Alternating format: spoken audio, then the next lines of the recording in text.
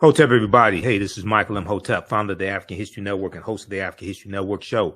I'm here with one of our esteemed scholars when it comes to African history, African American history. You've heard him on the African History Network show before. I'm talking about the one and only Dr. Molefi Kete Asante. Hotep, brother, how you doing today? Hotep, Imhotep, I'm very good.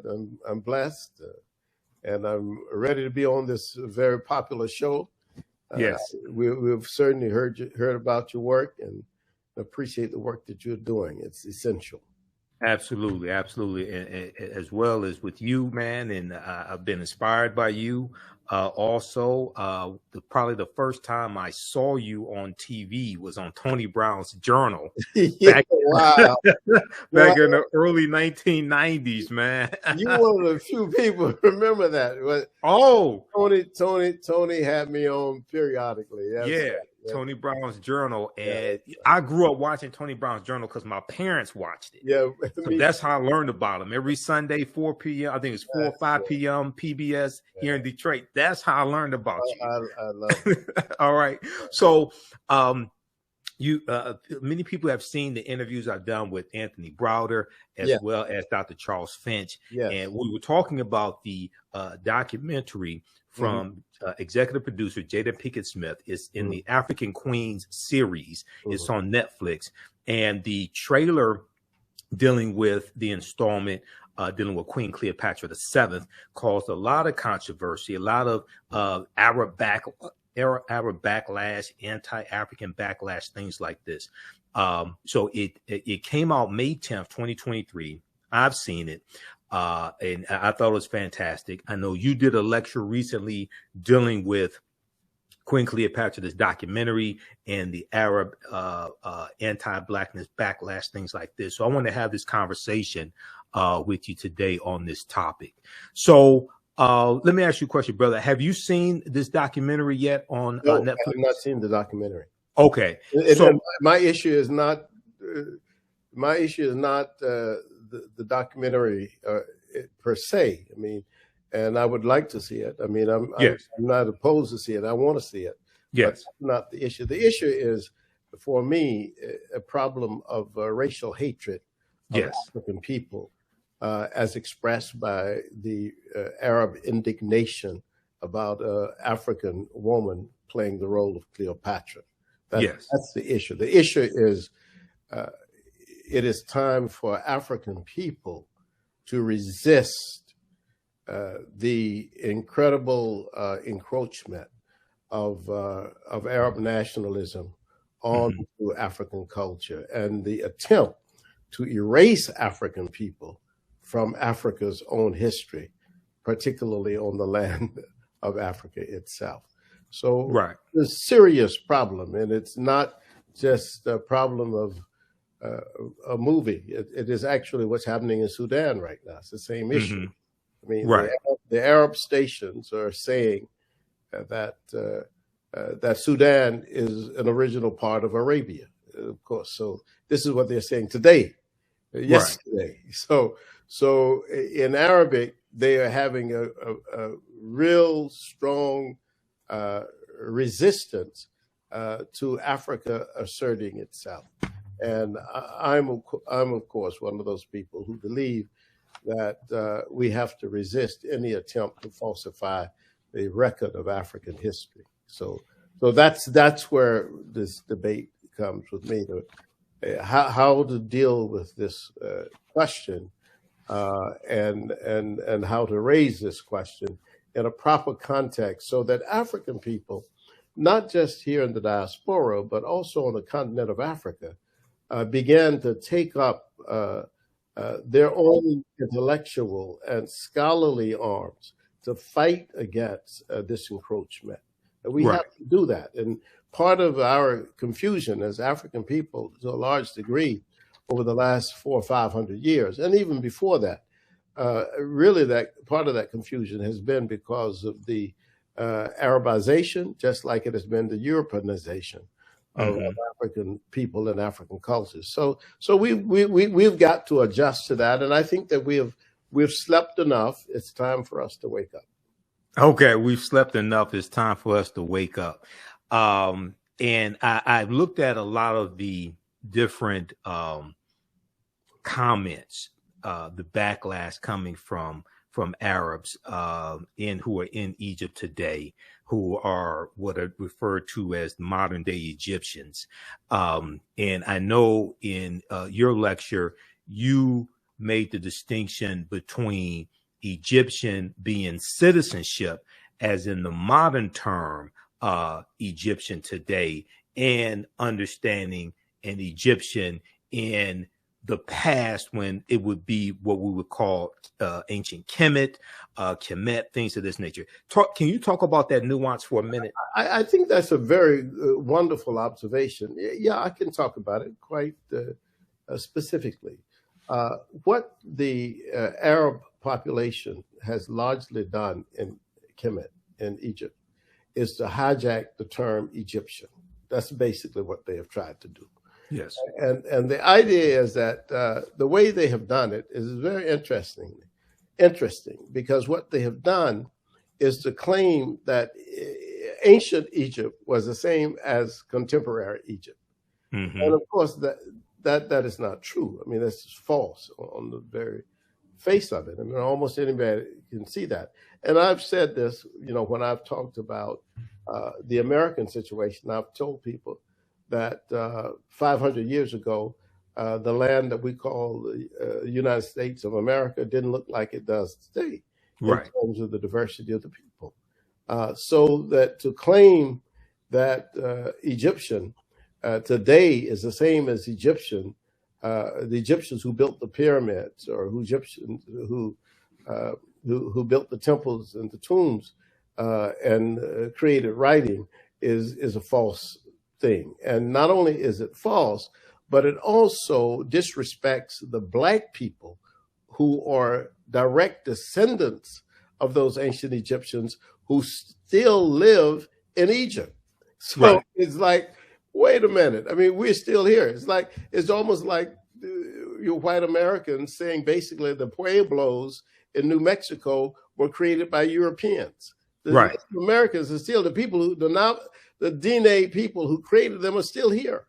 Exactly. So it's a very weird kind of situation. And years ago, one of the great Nigerian philosophers, Chinwezu, warned us that this was coming. He anticipated that what there would be a very strong attempt on the part of Arab nationalists to, in fact, redefine the Nile Valley civilization as Arab civilization. And of course, we are seeing this encroachment day by day. And Jada Pinkett-Smith did a profound assertion, and her production crew did a profound assertion that was based as much on fact as anybody else could have done. I mean, and I think that is the thing. I mean, we have every indication that Cleopatra, we know, well, first of all, that Cleopatra was not German. We know she was not English. We know she was not Arab. In fact, we know that we don't even have an Arab population in Kemet in large numbers until the 7th century, this era. So we know these facts. I mean, and you have a guy like Zahi Hawass, who basically is a salesperson. That's what I call him. He has now tried to rehab himself because he got into difficulty before, and now he's trying to rehab himself by being a salesperson for tourism in Egypt. That's what he does. That's his only thing. And so to do that, he often has to tell things that are untrue and say things that are not correct. And he did that in Philadelphia. We demonstrated against him when he came to Philadelphia for that. When was this? This was several years ago when they had the King Tutankhamun exhibition at our Franklin Museum. It was wonderful because he was cornered by an African-American woman reporter, Helen Blue. and Okay. she said to him, Mr. Hawaz, why do you keep saying that King Tut was not black? Was he black? And then he simply, out of exasperation, said, yes, he was black. So leave me alone, basically. You see what I'm saying? So then I've followed him. I've watched his work.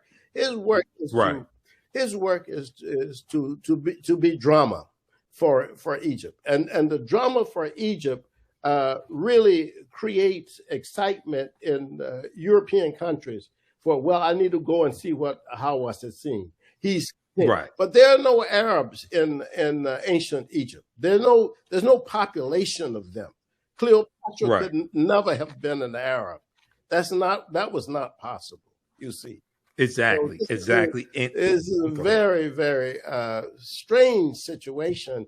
And the smartest thing, and I wrote this in my book, I wrote a book called Culture and Customs of Egypt.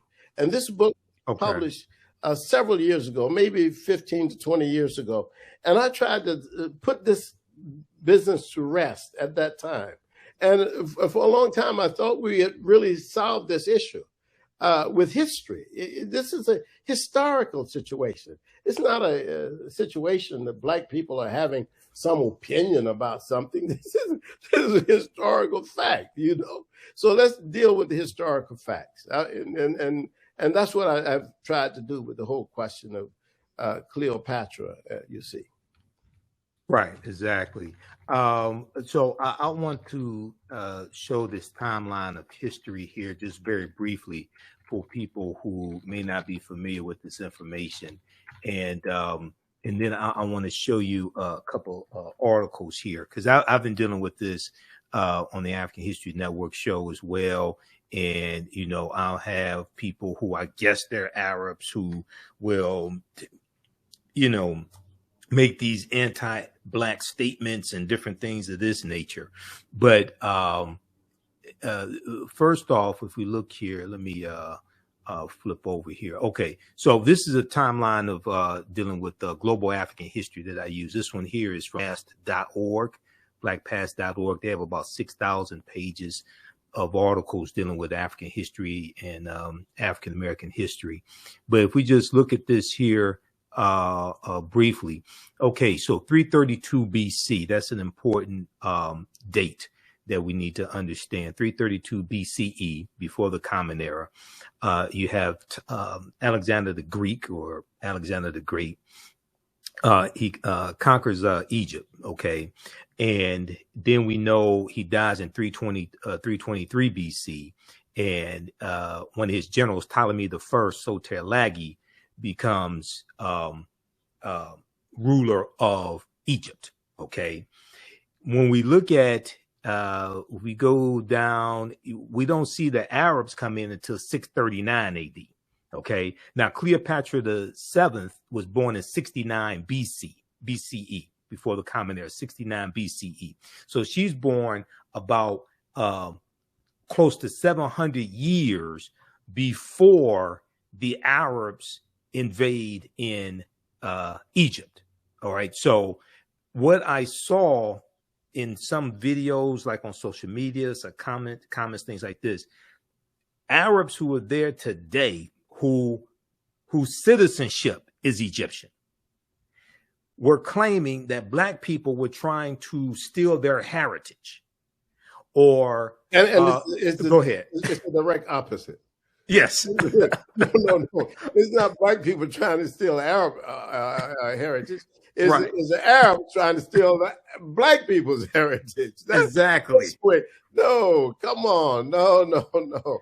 You know, it's one of these weird worlds. I mean, yes. In fact, what we have to say, and this is very interesting, and I've had this debate for 40 years with many people from that part of the world. What we have to say is that there was conquest. That's true. That is correct. The Arabs did come in, and they came in actually at the invitation of African people. The African people asked the Arabs to come in and help them throw off the Romans, because after the death of Cleopatra, the Romans took over. and they took charge of Kemet.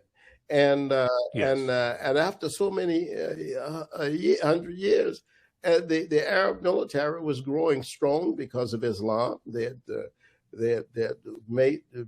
battled many people and conquered many people. So they were asked to come and help throw off the Romans, which they did. And the general was called Amir el-Az. El-Az stayed.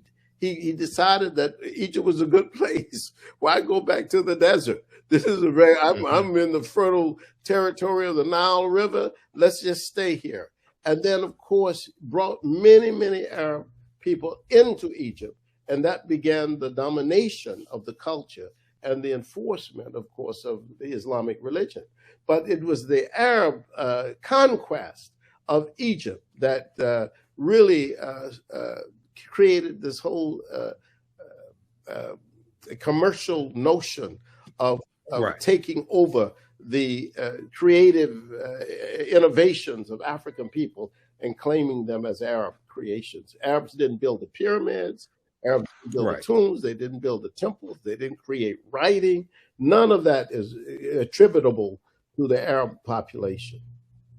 Exactly. And it's important to note that the ancient Kemetic people, the ancient Kemites, they stopped building pyramids in the toward the end of the 6th dynasty.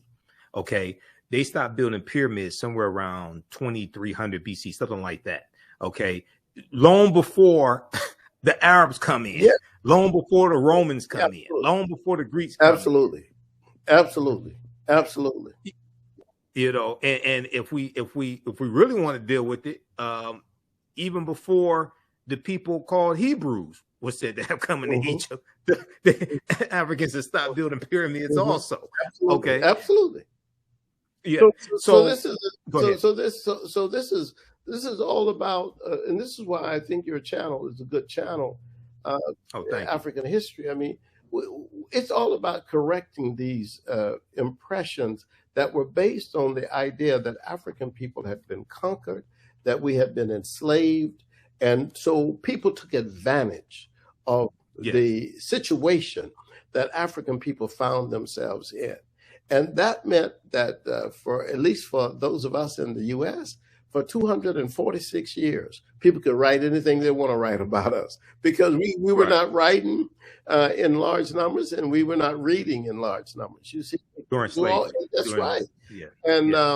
And then the Arab conquest of Kemet and the attempted conquest, and they still at it in Sudan, and my ancestors trace to Sudan on my mother's side. So when you start talking about the whole situation of the Nile Valley, the idea is how do you take that away from Africa? But that's the attempt. The attempt is, and so by Arabizing African people to make them think that they are Arabs, they have created this internal situation where you have fighting and factions going on in places like Sudan and still in southern Egypt as well as in Chad and Niger and so on. Those areas are volatile, and they're volatile because there's some people who say, well, I don't mind being Muslim, but I don't want to be an Arab. You know, I have my own language. I have my own grandmother, my own grandfather, but they want to make me an Arab, and they want to change my name, change my language, and do all of that. But people are saying, you know, let me be, if you say that I'm a Muslim, that's fine. But don't make me an Arab.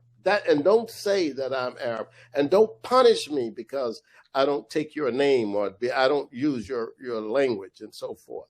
So this is a question of the notion of Arab supremacy over African people. This is why it's almost like it's not inherent, but it is endemic to the Arab notion of the relationship between Africans and Arab people. And that notion is that African people are below Arabs. That's a negative notion that cannot be allowed to exist in the 21st century.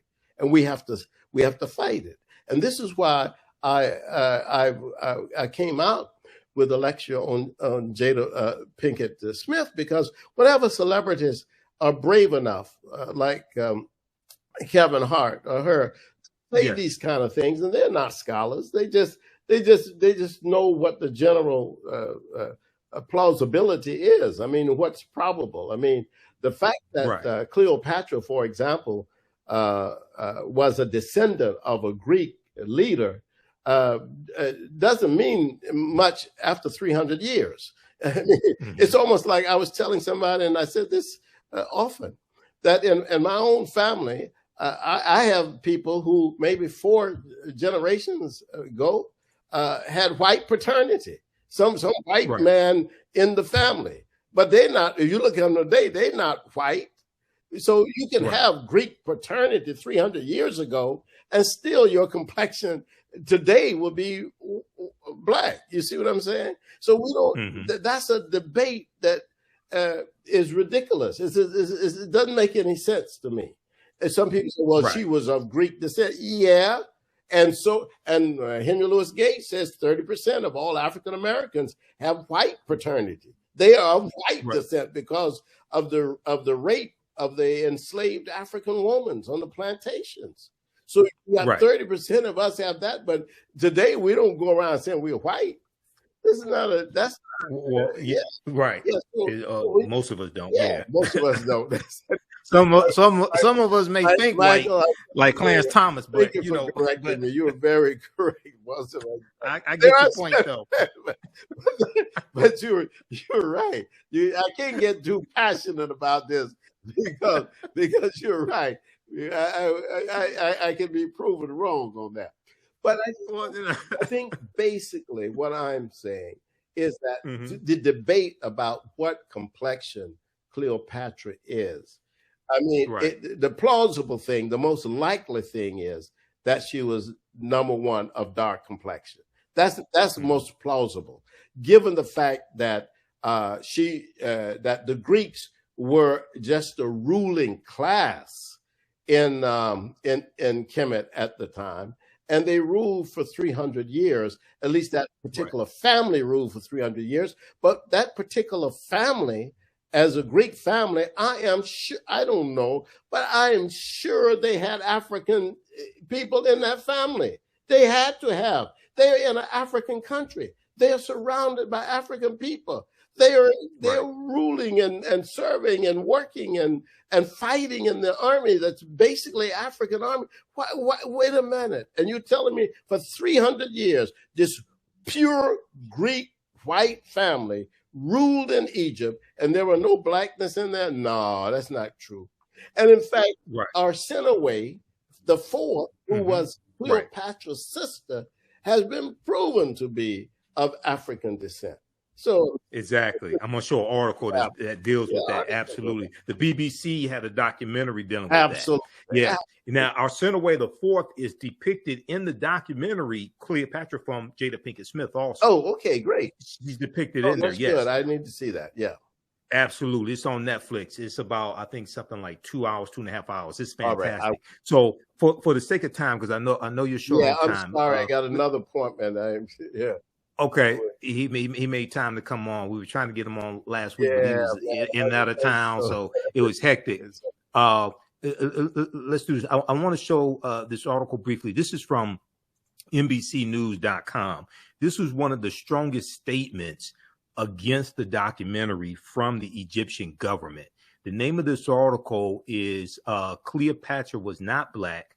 Egypt Tells Netflix in Growing Feud Ahead of New Series. Now, first of all, I just want to make it clear, the documentary series is not saying that Cleopatra was black as was, say, Queen T or Queen Nefertiti or Nefertari or anything like this. What it's saying was basically she was melanated, and she looked more like Adele James, who portrayed Cleopatra in this series. And Adele James is biracial. She's a black British actress. They were saying that Cleopatra looked more like Adele James than she would have Elizabeth Taylor in 1963 in the movie Cleopatra. Of course, okay, that's correct. This is the argument that they're making. But if we just look here, just at a couple of quick here, it says here, let's see, go to the government statement issued Thursday marked an escalation in a feud that has sparked demands for the show's cancellation amid a broader debate over representation and popular culture. And if we look here, okay, Egypt has accused, let's back up. Egypt has accused Netflix of misrepresenting history by casting a Black woman to play Cleopatra, its most famous historical figure, in a new series. Queen Cleopatra, which is released May 10th, features Adele James in the lead role, a casting decision that the streaming giant Netflix says, quote, is a nod to the centuries-long conversation about the ruler's race, but which officials, end quote, but which officials in Cairo have dismissed as, quote unquote, blatant historical fallacy. Historical fallacy. Go ahead. Yeah, well, I'm not in the business necessarily of always supporting Netflix, but I want to say, sure, in this case, Netflix was correct. Mm-hmm. And the audiences who have decided not to see this film are missing out on something, from what I understand. Yes. Because of this controversy. But the Egyptian government is wrong. No government can take some sort of action to try to dictate history. And that's basically what they're doing. This is a very fascistic operation. I've been to Egypt 10 or 12 times. I've taken hundreds of people to Egypt, and I've seen Egypt. So it is very, very difficult. In fact, right now, Egyptians are writing me saying they disagree with the government. You know what I'm saying? Yes. I got people writing me saying, because I made this statement, and I'll make it here. I have rarely seen an Arab progressive who speaks out against racism against Black people in Egypt or in Sudan. I've not seen that. I've seen Europeans who are progressives, who've spoken out against white supremacy, but I don't see the Arabs doing that. And so this Arab wrote me from Germany. Yes, I'm one of the ones who speak out, but I still have not seen any indication of this. You see, I haven't seen any real fact. So in this situation, Netflix is correct to take artistic license to do this, and they are more on a solid historical base and foundation than the Egyptian government, because the Egyptian government is simply trying to promote Arab nationalism against the historical Black foundation of the ancient Egyptian government. Right. And they're also trying to promote tourism as well. Absolutely. And tourism took a hit during COVID-19, but also their tourism has taken a hit with the Russian invasion of Ukraine as well. Absolutely, because the Russians were big people in the tourist business. When you would go, you would see a lot of the Russians. But now to say that that Cleopatra was Black, oh my goodness! The Europeans say, I'm not going to go to Egypt anymore. Yeah. Yep. Yep. Even just to have a biracial woman portraying her and just saying that Cleopatra had melanin is scaring the hell out of people. Yeah. Because the white imaginary of Egypt, of course, is, as you say, is white. White. It's 10 Commandments. 10 Commandments. That's right. And of course, even in the 10 Commandments, they don't have, at least they don't go with Cleopatra as an Arab. You see, they at least the Europeans put her in as an English woman, a British woman. So, but we but this. Well, they show Nefertari. Absolutely. With Ramses, they show Nefertari as a white woman. Yeah, exactly. Absolutely. So this is what is going on. But I think we have to do a number of things. Maulana Karenga used to say that Cleopatra was basically unremarkable as a leader anyway. So there's a big controversy. But if you start talking about Queen Ty or Hatshepsut, we're talking about great leaders as well, great women who had power and who exercised power. So Becknefru and other women who were leaders in their own right, Amanirensis, the Nubian queen who stopped Augustus from taking over Nubia and so forth. So there are many, many other issues, but I think that this issue here is basically an issue that is anti-African. That's basically what it is. And I think that we just have to keep saying, look, no Arab was ever a pharaoh in Egypt. No Arab was ever could ever be Cleopatra, because that was not true. Even if you say she had Greek descent, she also most likely had African ancestry as well. And and then we also know that Arabic is not indigenous to Africa as a language. It's not. It's an African language now, just like English is an African language now, and French. But it was not an African language. Absolutely. This article here, because I was on KBLA 1580 AM, which is Tavis Smiley's radio station in Southern California. I was on this past Tuesday on the Danny Morrison show, and one of the things we talked about was this documentary series and some of the history of Queen Cleopatra VII, etc. This article here from the Washington Post is a really good article by Bethany Butler. Was Cleopatra black? We're asking the wrong question. Now, one of the things I talked about this on Roland Martin Unfiltered, and some other shows I've been on, in my interviews with Tony Browder as well as Dr. Anthony Finch. The racial classification of black and white are contemporary terms. Absolutely. Contemporary classification, 17th century, 18th century, things like this. Back at this time, 69 BC, they don't have those classifications. Absolutely. Okay? So it's just important to understand that nuance. But something very, we're trying to look at, a lot of people are trying to look at this history from over 2,000 years ago through the contemporary lens of race today. But something very important in this article is a statement from Jada Pinkett-Smith, and it's on Netflix's companion website called Tudum, Tudum.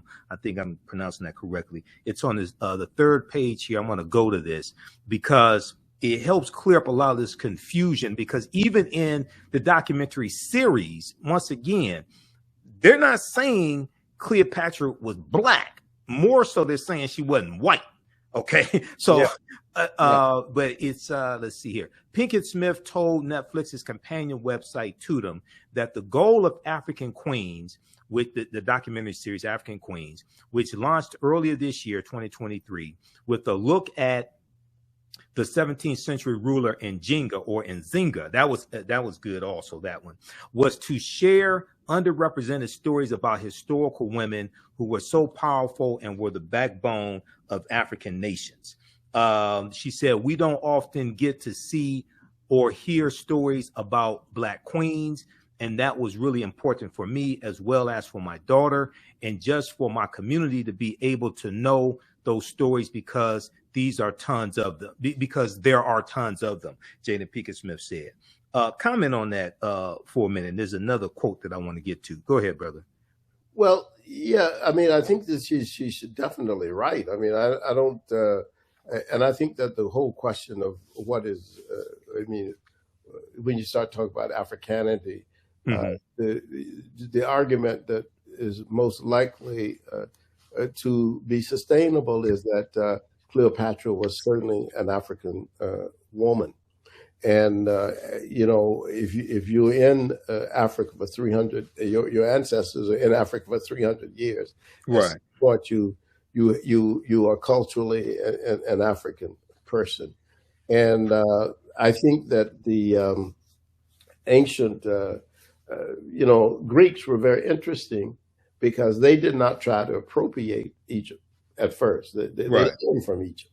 They learned, and in fact, they wanted. In fact, Alexander himself. I mean, 300 years earlier than Cleopatra, wanted the oracles of Kemet to recognize him as one of the sons of God. I mean, this is very right. Alexander. Traditional, you see, yeah.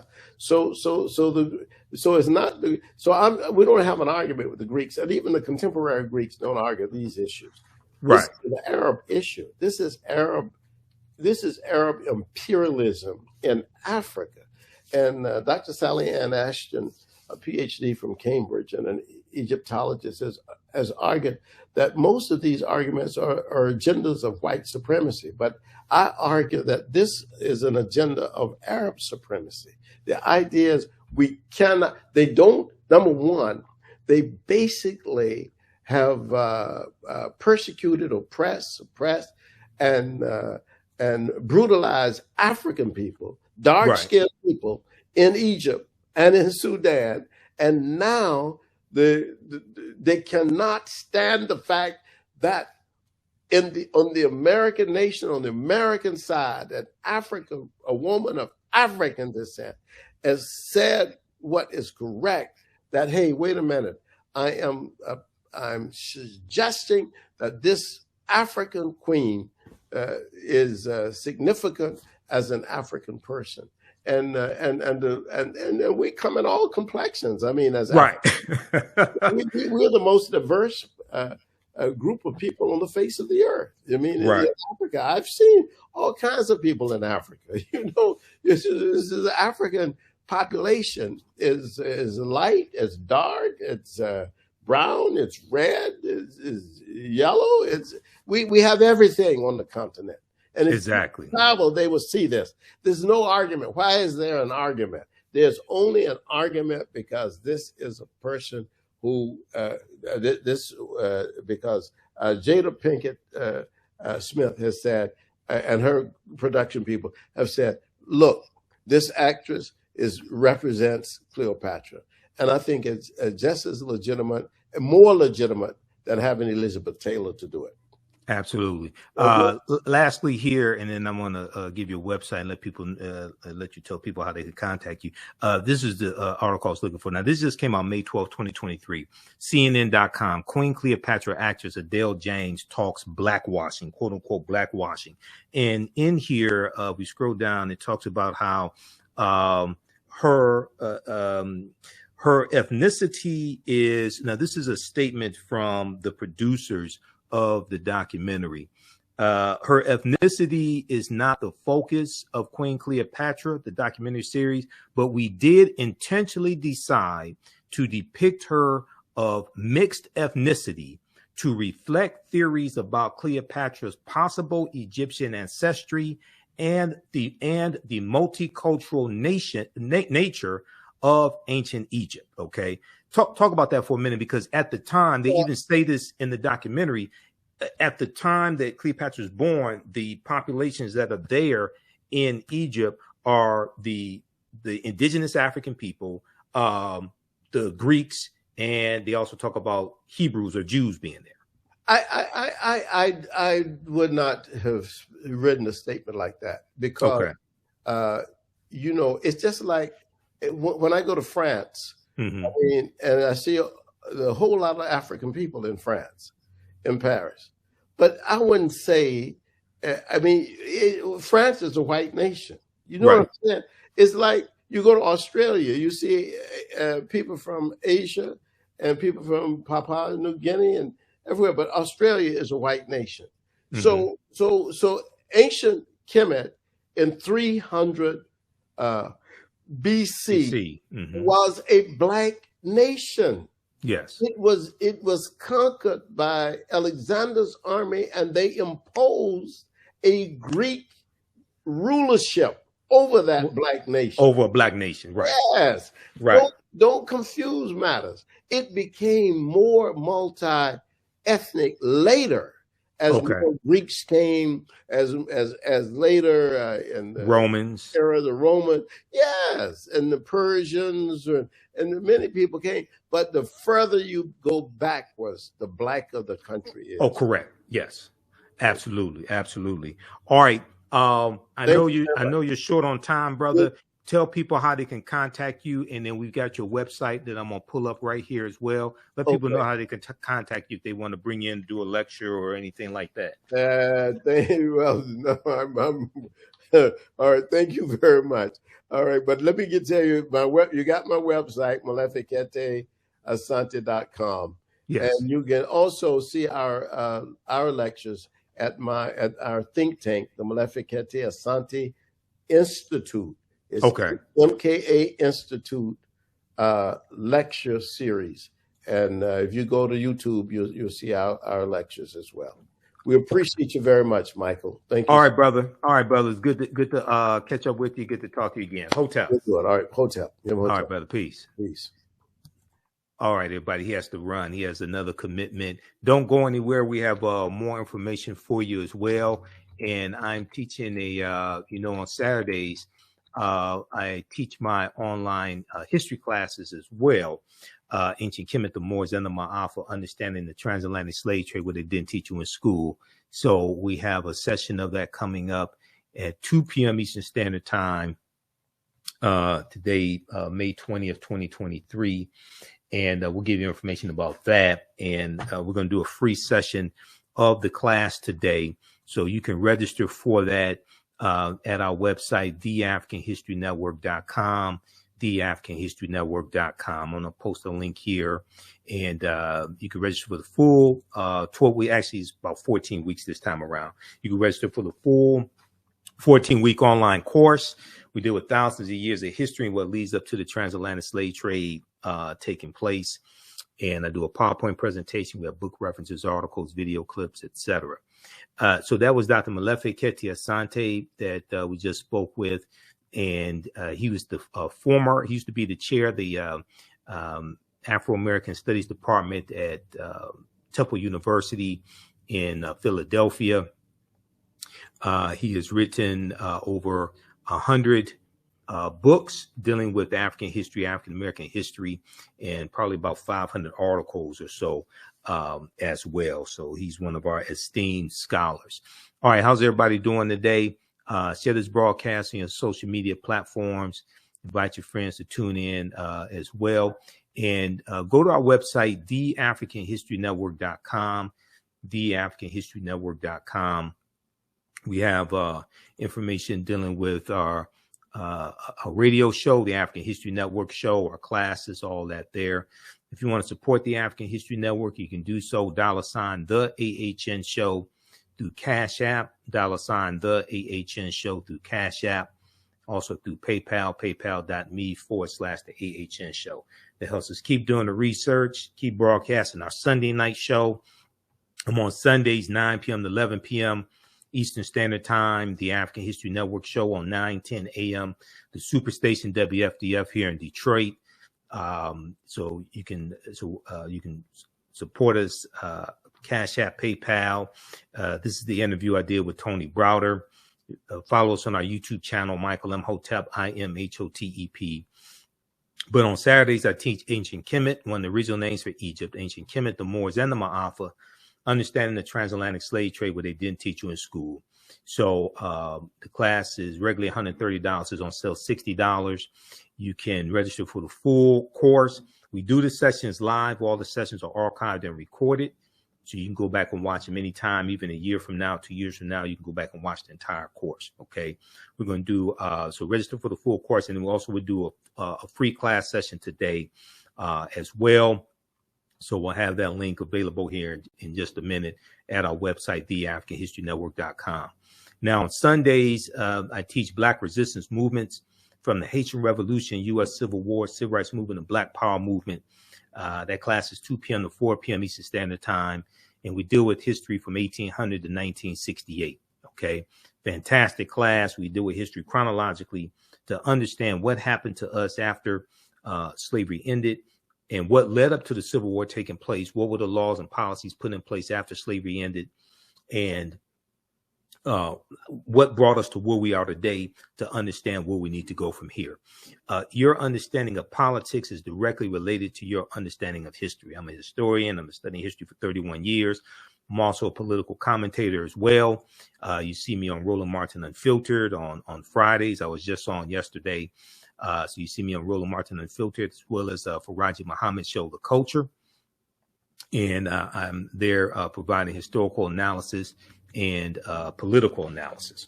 All right. So give us a thumbs up, give us a heart, give us a like on this broadcast. We posted the link. You can register for these online classes. We also have a bundle pack, a course bundle where you can register for both classes for $80 is discounted. That's a $300 value, and you can register for both classes for $80 right now. You can also use this information with your children. I would say the content is PG-13. Okay.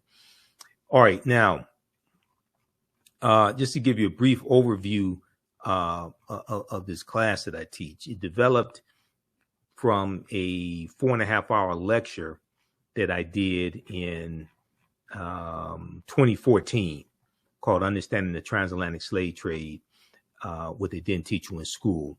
And it was that lecture was the culmination of about seven years of research. Okay.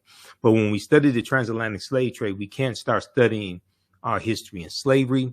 We have to deal with the 800-year occupation of Europe by the Africans known as the Moors.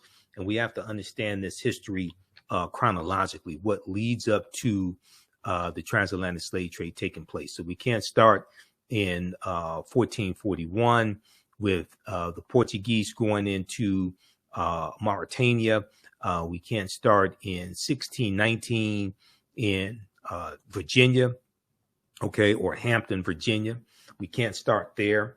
And it's also important to note that African people were in the land that we call the United States of America going back at least 51,700 years ago. Okay, so and you have to deal with the 800-year occupation of Europe by the Africans known as the Moors, because the Portuguese are the first ones involved in the transatlantic slave trade. The Spanish are the second ones involved. And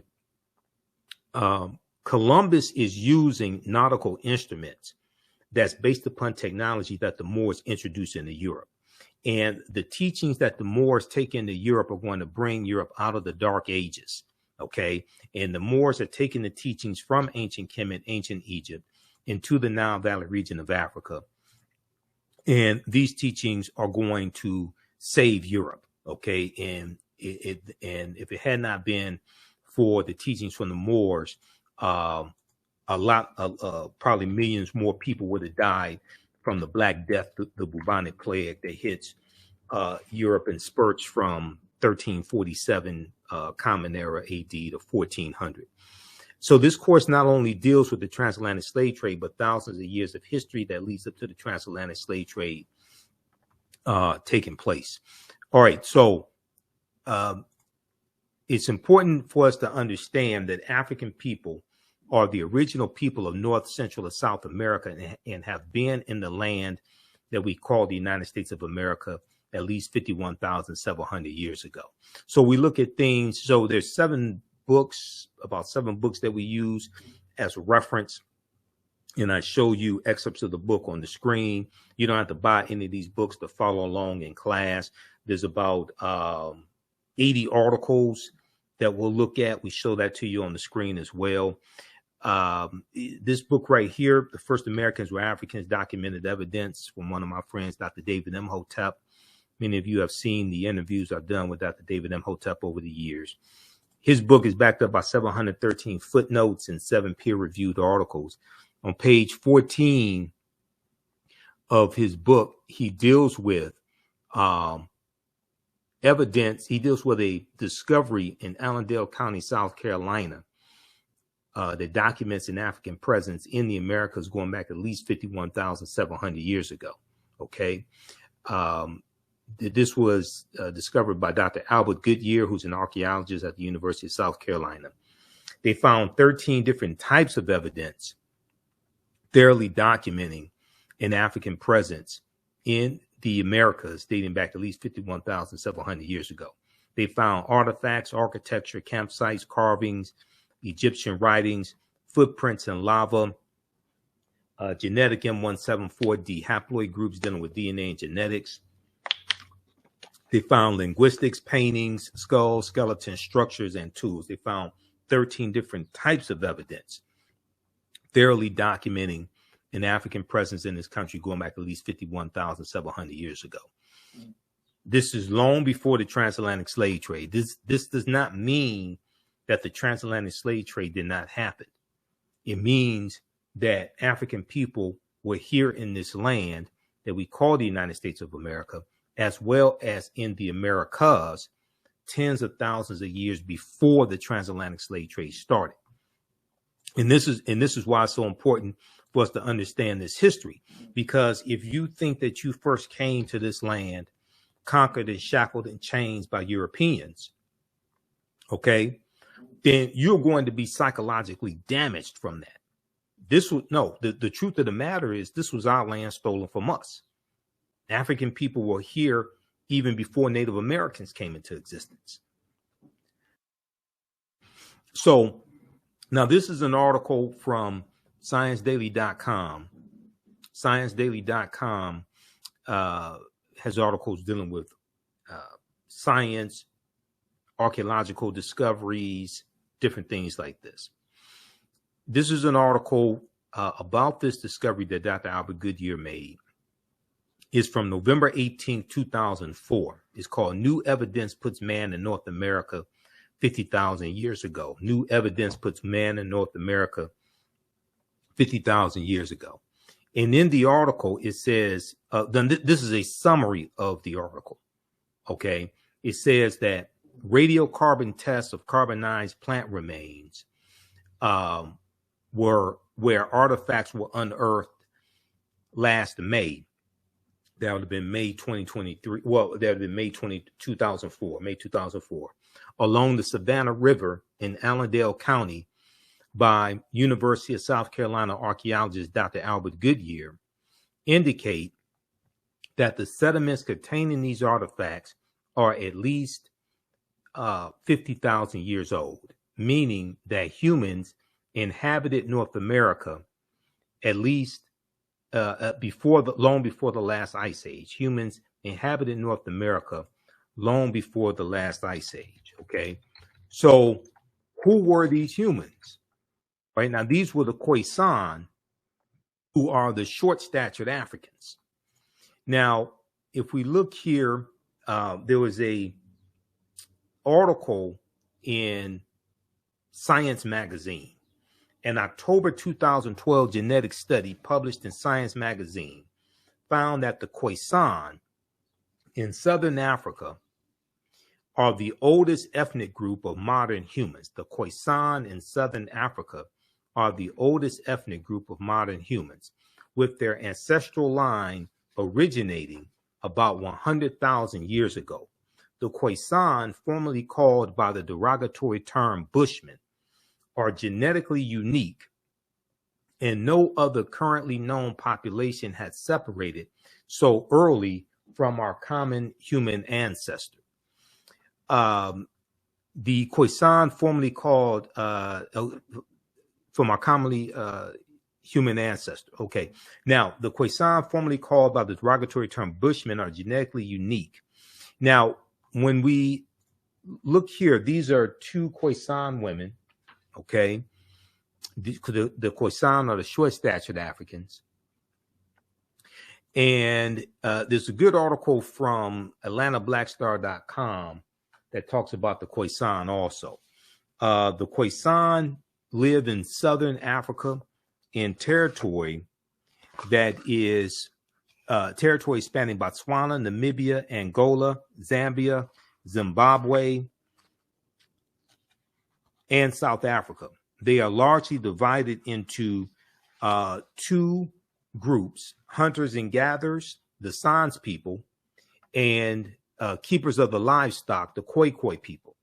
The Khoisan languages include the distinctive click sounds that are not found in the languages of their neighbors. So read the article from AtlantaBlackStar.com called 5 Ethnic Groups that prove the first humans were black. Okay, so we go through and look at these different archaeological discoveries, scientific discoveries. We do that in the first 2 or 3 classes. This discovery here that came out in February 2010, this deals with on the Greek island of Crete.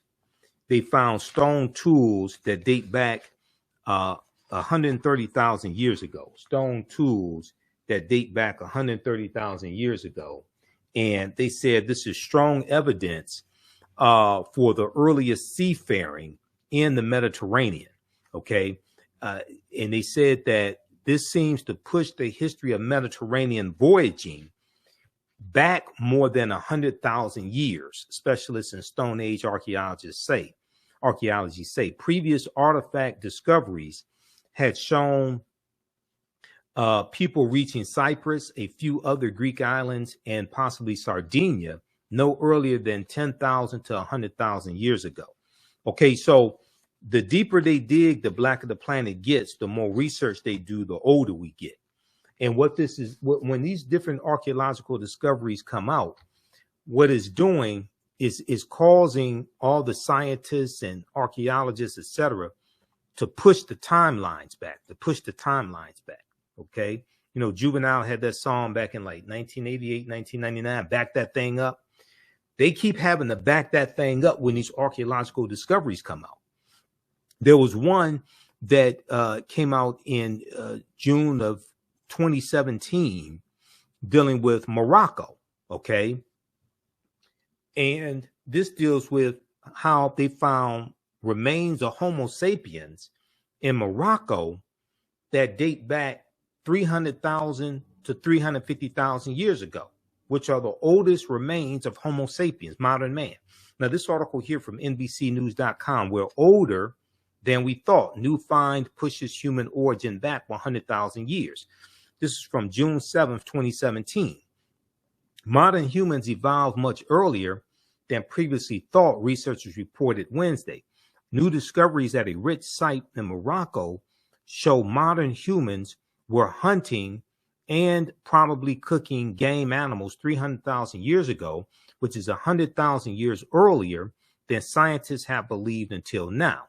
New discoveries and new dating methods show that, in fact, many of the bones belong to modern Homo sapiens as far back as 300,000 and 350,000 years ago.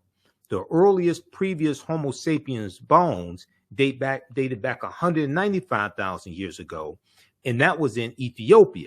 This pushes this timeline back over 100,000 years ago, and 100,000 years prior to 195,000 years ago, or so. It pushes the timeline back, and what they're realizing now is that Africans migrated out of the Nile Valley region of Africa much earlier than previously thought. Okay, much earlier than previously thought. Now, there was just an article that the New York Times had that just came out this past week, and this article here. Let's see here if we can pull this up quickly. Yeah, this article right here from the New York Times. We posted this on our Facebook fan page, The African History Network, The African History Network. Study offers new twist in how the first humans evolved. Study offers new twist in how the first humans evolved, and is saying that scientists now believe that humans didn't evolve just in one area of Africa at one time. Study offers new twist in how the first humans evolved. A new genetic analysis of 290 people suggests that humans emerged at various times and places in Africa. At various times and places in Africa. Now, this is from May 17th, 2023. Okay. And when you look at the article, it talks about the discovery that was made in Morocco that I just showed you. Okay, now this article just came out this week. Scientists have revealed a surprisingly complex origin of our species, rejecting the long-held argument that modern humans arose from one place in Africa during one period in time. By analyzing the genomes of 290 living people, researchers concluded that modern humans descended from at least two populations that coexisted in Africa for 1 million years, for 1 million years before emerging in several independent events across the continent. The findings were published on Wednesday in Nature. Now, that's a popular journal dealing with scientific discoveries, the journal Nature. Okay. Now, right here, excavations at the Jebel Irad archaeological site in Morocco, where 300,000-year-old fossils that may be the oldest evidence of Homo sapiens were found in 2017. That right there, the excavation site, that's dealing with the article I just showed you from NBC News. That plays a part in this discovery right here that just came out this past week as well. Paleoanthropologists and geneticists have found evidence pointing to Africa as the origin of our species. The oldest fossils that may belong to modern humans, dating back as far as 300,000 years, have been unearthed there. So were the oldest stone tools used by our ancestors. Okay, so they're talking about the excavation site in Morocco. All right. Okay. So give us a thumbs up, give us a heart, give us a like on this broadcast. Hopefully you learned a lot today. Hopefully you like this type of information. If you learned anything today, you like this type of information, be sure to register for the online history classes that I teach on Saturdays and Sundays. And we're teaching another session today, 2 p.m. Eastern Standard Time.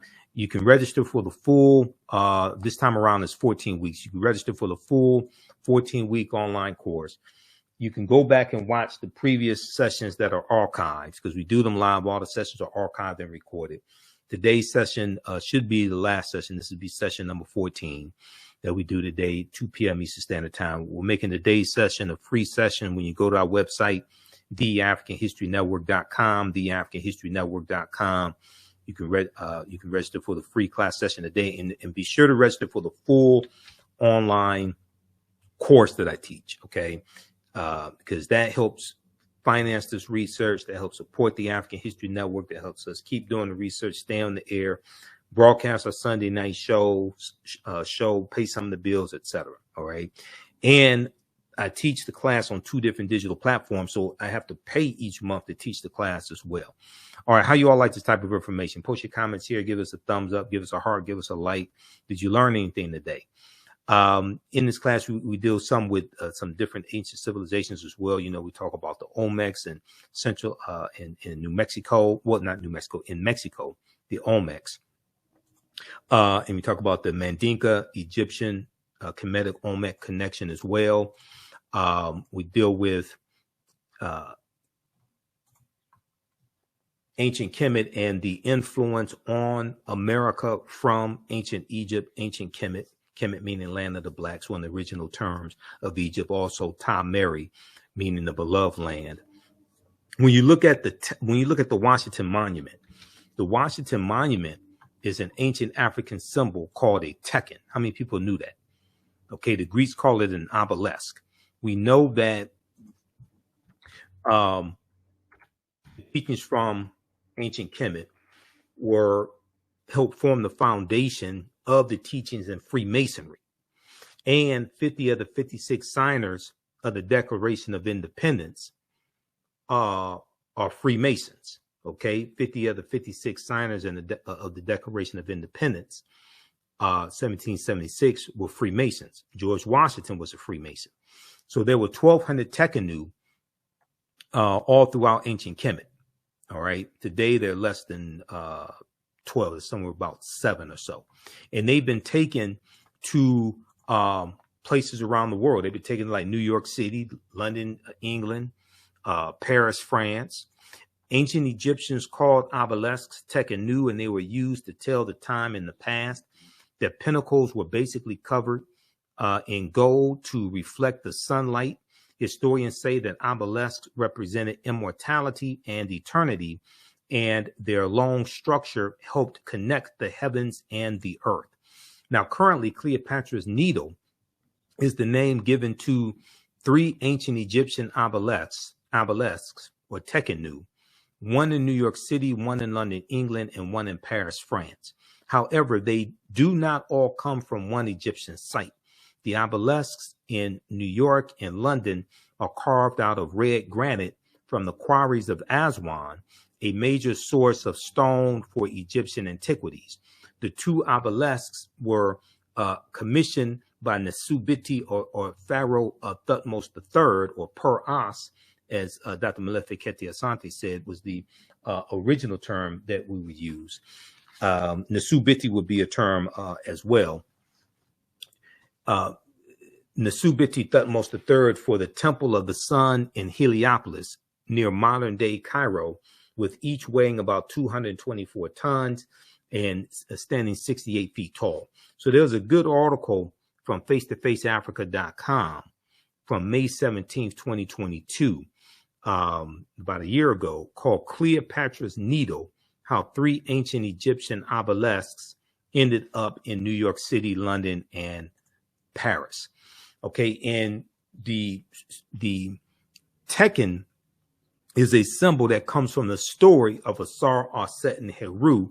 Now, this may go outside the circumference of some people's awareness, who are also known as the First Holy Trinity. There were approximately 1,200 Tekkenu built in ancient Kemet, but only about a dozen are found in Egypt today. Many of the Tekkenu removed from Egypt are now in Istanbul, Turkey, London, England, Paris, France, Berlin, Germany, New York, Rome, Italy, Vatican City, and elsewhere throughout the world.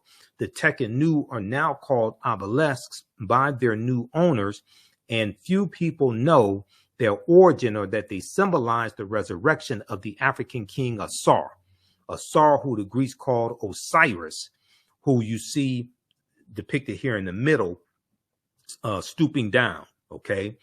Asar, Aset, and Heru. And Heru was born of a virgin birth on December 25th to the virgin Aset. And it's going to be from Aset and Heru that we get the story of the Black Madonna and Child that was worshipped all throughout Europe, including in France, because there's about 300 depictions of the Black Madonna and Child in France. Runoko Rashidi talks about this in his book, Black Star, the African Presence in Early Europe. From the Black Madonna and Child, we get the decolorized version in the story of the White Mary and Jesus, the decolorized version. But you have to understand where that all comes from. Okay, now somebody asked a question about the class. So we have the information on the homepage of our website, TheAfricanHistoryNetwork.com, TheAfricanHistoryNetwork.com. Let me go back to it. So the full online course is on sale, $60. That's a $300 value because they're going to be 5 free lectures that you get from me also that will be in the video library. So when you scroll down our website, TheAfricanHistoryNetwork.com, we have the information right here. It's on sale, $60, regularly $130. And next class is today, 2 p.m. Eastern Standard Time. So I'm about to get out of here to get ready for class. And we'll have a free class session today, but you can register for the full 12-week online course. Click here to register for the full 12-week online course. Your membership, your registration in the class does not expire, meaning you can go back and watch. You'll have full access to watch the class, next year, a year from now, 2 years from now, 3 years from now. It doesn't expire. You still have full access. You can go back and watch as many times as you want to. We have a bundle pack where you can register for both classes for $80. The second class I teach is on Sunday, and we'll be teaching the class Sunday, May 21st. Black resistance movements from the Haitian Revolution, U.S. Civil War, Civil Rights Movement, and Black Power Movement. The same format for the second class as well. We do the class live. The sessions are archived and recorded. You can go back and watch it anytime. You don't have to worry about being in class at a certain time or anything like that. Okay. And we have a live chat where you can, a text chat where you can ask questions in class also. If you miss class, you can email me to ask your questions as well. Okay.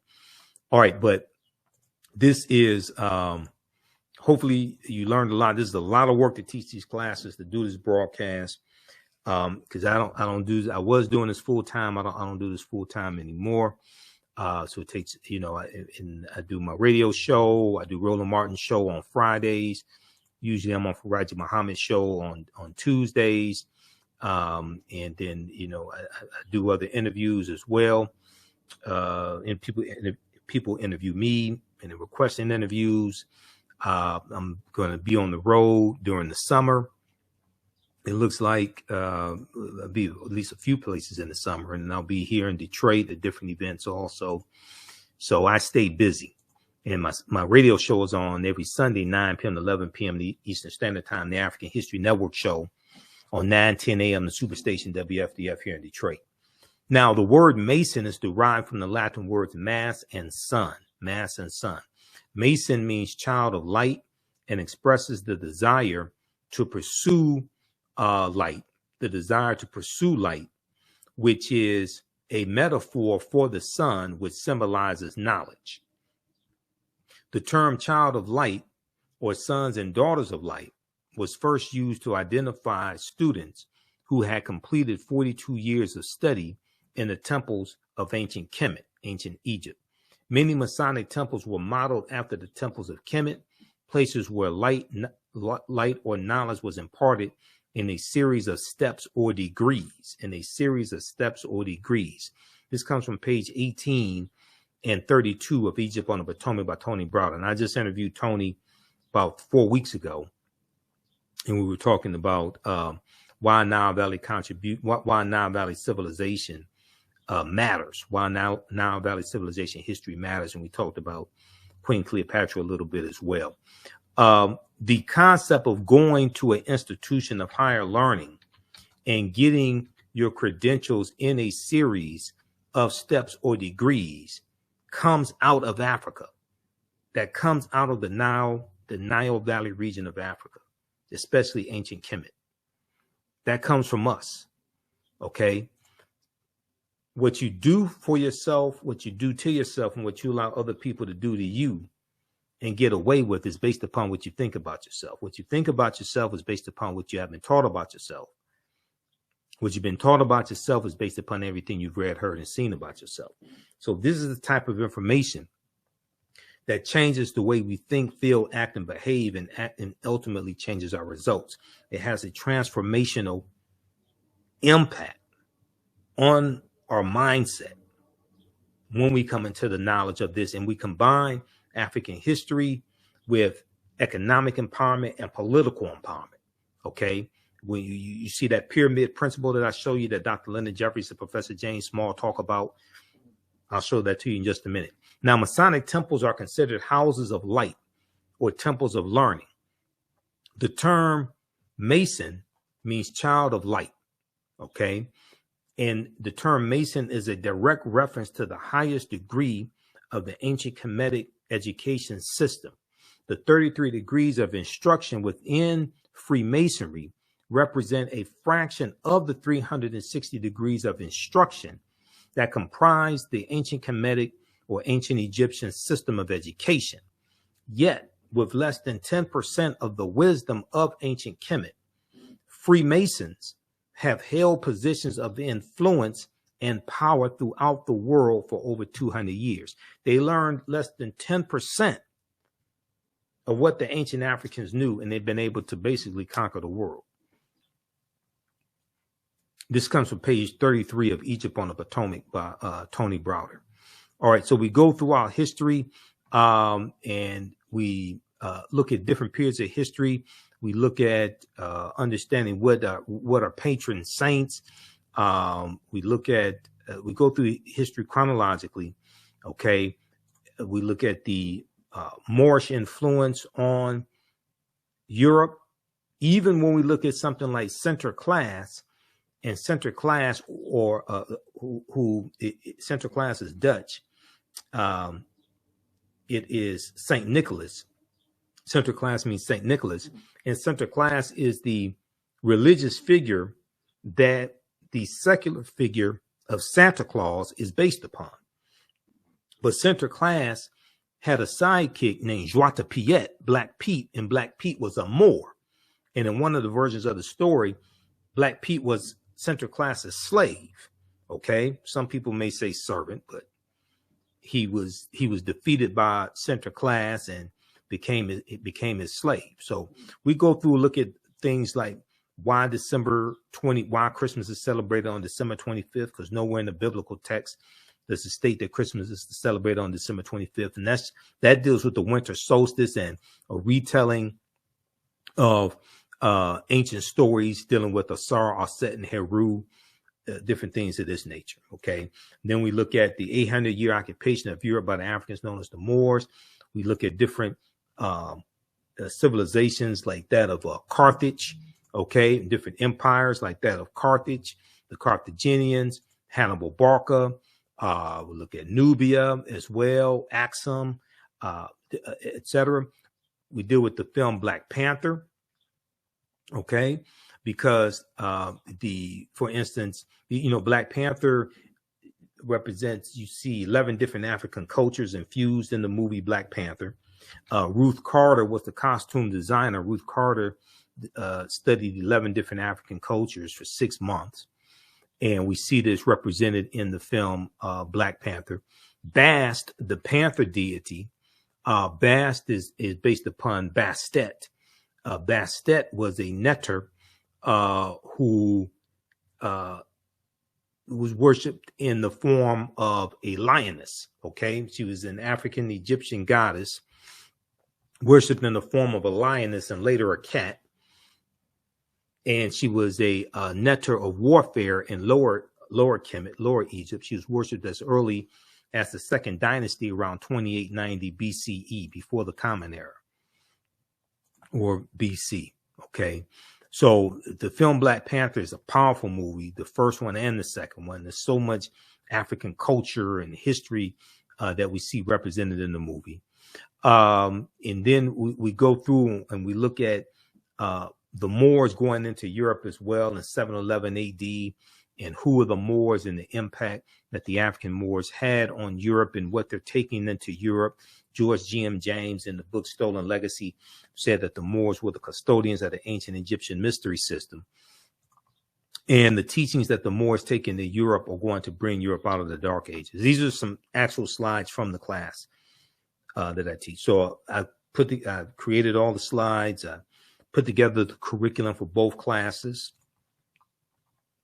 I've been studying history a long time.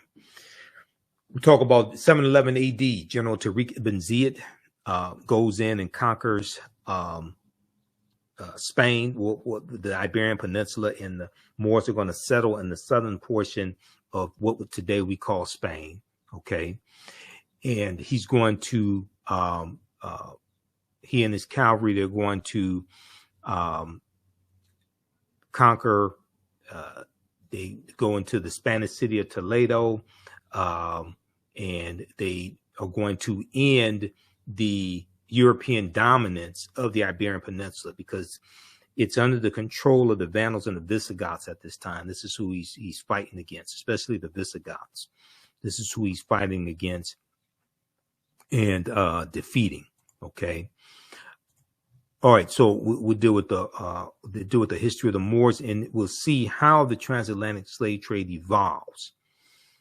And it starts with the Portuguese, and then we see the Spanish are right behind them, and we're going to see that Christopher Columbus greatly extends the transatlantic slave trade, and because of his 4 voyages and the territory that he conquers.